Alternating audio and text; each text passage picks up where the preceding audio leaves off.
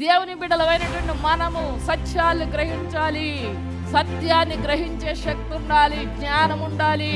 ఏదో చెప్పేశారు, ఏదో వినేశాను, ఏదో వెళ్ళిపోతున్నాను అంటే ఏమాత్రం కూడా ప్రయోజనం లేదు. మీ మనోనేత్రాలు తెరవబడాలా, మీ యొక్క హృదయం తెరవబడాలా, దేవుని ఆత్మచేత మీరు నింపబడాలా. అయ్యా, అలాంటి గ్రహించే శక్తి నాకు కావాలి అని దేవుణ్ణి మీరు అడగాల. కన్నీటి ప్రార్థన అడగాల, పరిశుద్ధాత్మను అడగాల, అభిషేకం అడగాల, సమాధానం అడగాల, బలం అడగాల.